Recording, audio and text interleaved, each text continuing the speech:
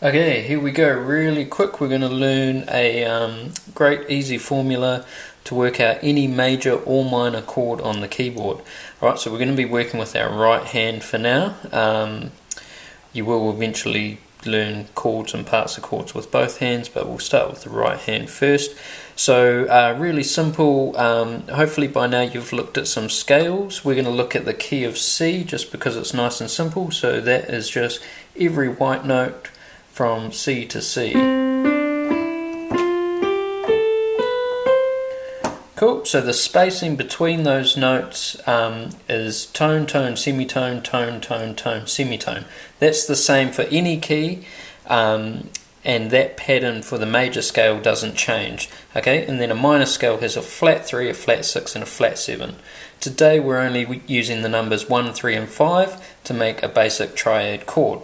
So if we were to do that in C, we would have a C, an E, and a G.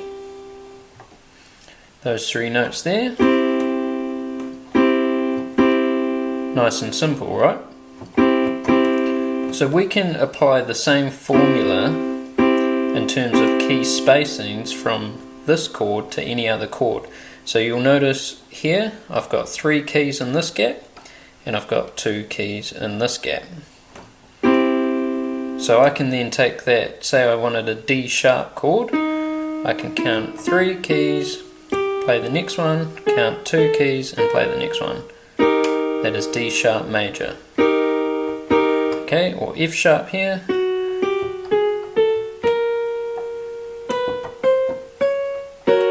F sharp major. So I can find any major chord that way.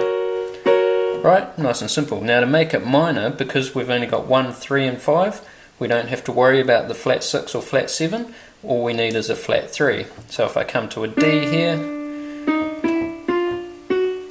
this is finding my major chord. I just want to flatten this 3. So I'm going to bring it back 1 key. That would be D minor. So notice what happens to the gap. 2 keys and then 3 keys. It's the opposite way around. And same thing again, C sharp,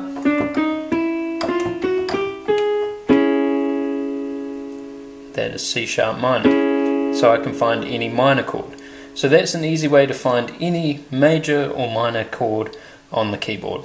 Cool. The next step to that is starting to learn a few patterns in these chords. So we'll go back to the key of C. So we know that C major chord is all on white notes. Okay, in the key of C, the other major chords would be the 4 and the 5.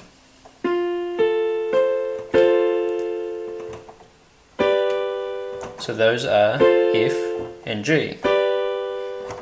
F being the 4, G being the 5. So we know that the chords C, F and G are all white notes.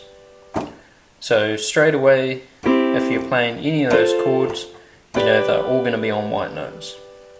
Okay, and then we're going to have D is going to be white on the outside with black in the middle. That's going to be the same for E and A. Going off the scale a little bit there. Okay, and then B is going to be white, black, black.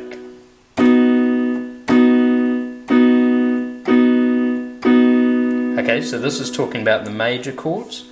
Okay, and then something happens with these when we go to the flats of them. So F and C have no flat, because a flat F would be a E and a flat C would be a B, so we don't have to worry about them.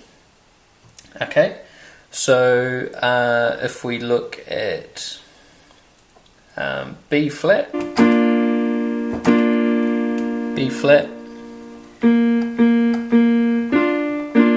what you end up with is black, white, white instead of white, black, black.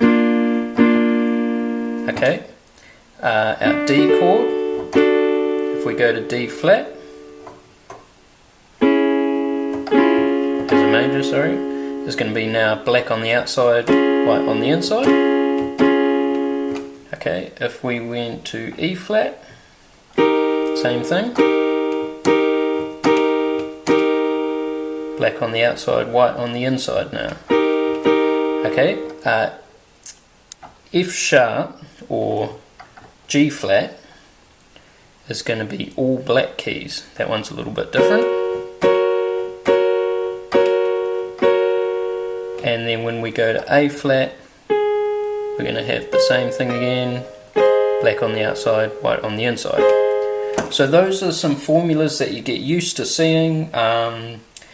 It helps you to find the chords a little bit quicker, but as you're trying to work things out, you can count out those key gaps. So count 3, play the 4th one, count 2 and play the 3rd one. Nice and easy. And then the opposite way around from minor. Just making your 1 whatever you want the naming note to be, or your root note. So if I want a D major chord or minor chord, I start counting from the D note. Easy.